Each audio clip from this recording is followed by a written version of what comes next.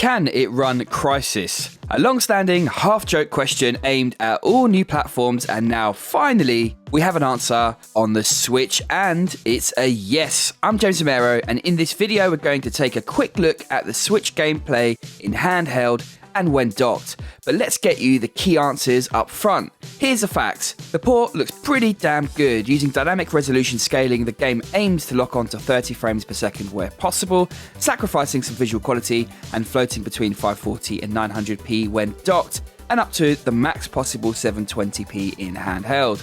Typically, I've found the performance to be quite strong, but it definitely suffers when there are lots of enemies on screen. The full-on destructible environment made it across to this one. It's a blast blowing up buildings and taking out trees, though with doing so, this is another area where there are stutters and the visuals drop a bit of quality.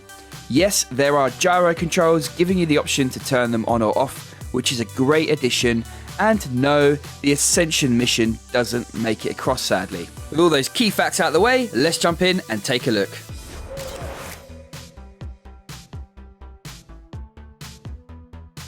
The first thing I noticed on loading up the game is the initial load screen takes a good old amount of time to boot up. Thankfully, once in the game, this isn't a worry very often. The next thing is just how gorgeous the game really does look, especially the lighting and colours. This remastered port sits in a funny old place when you think about it. The original game was simply an amazing feat of pushing visuals forward, and 13 years later, it's still amazing. But there are a few things that just didn't exist back then, such as global illumination, so there are a small number of areas where the Switch weirdly actually looks better than the PC.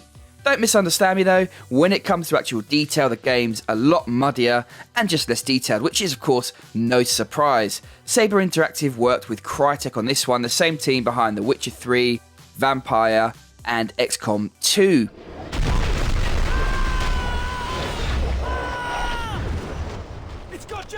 We have to go!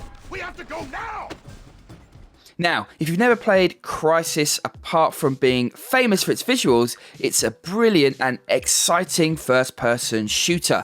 There's aliens, big open spaces, and the freedom to approach each mission in a number of ways, from running and gunning to being stealthy, to using vehicles and all sorts of good stuff. What makes the game so brilliant for me is the story and the sheer freedom. As a soldier with a badass nanotech suit, you have extraordinary abilities like camouflage and speed runs. You just feel like a badass, basically. The game has about 10 hours to its campaign, and the eShop version of the game will set you back $26.99 in the UK or $29.99 in the US, with a file size of 7.2 gigs. So it's quite chunky, but that's not a surprise given the big sandbox world. In handheld, I've got to say, it's a pretty sweet game to play. Sneaking around and running into enemies are equally fun, and it's impressive having this on the move. It's not really that helpful to compare it in this way to other consoles. It's a different experience, but simply put, it's fun in my opinion. The other consoles' remastered ports have been delayed, but I'm glad they went ahead with this Switch version. I think they were rightly happy with it. Anyways, I can't wait to jump back in, so I'm going to stop there and leave you with some footage to enjoy. Thanks for stopping by. I'll be back tomorrow with this week's eShop bargains, and I hope to see you there. Take care, everyone. Thanks for watching.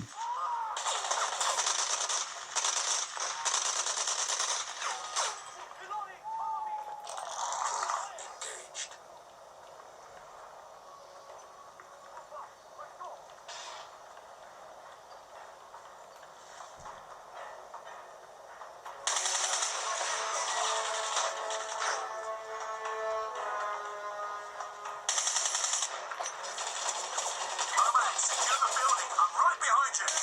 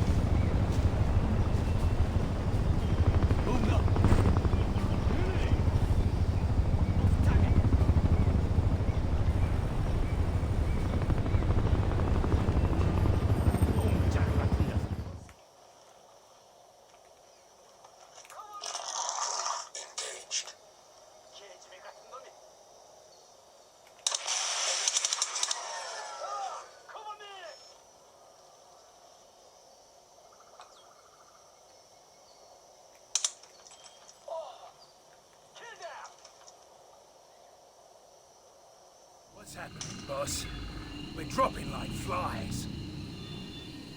I'd tell you if I knew. You have my word.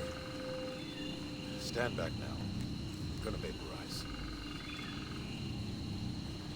So long, mate.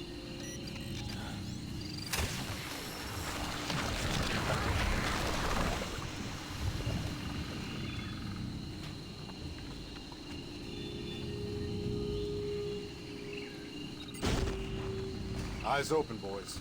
KPA comms. Watch my back, Nomad.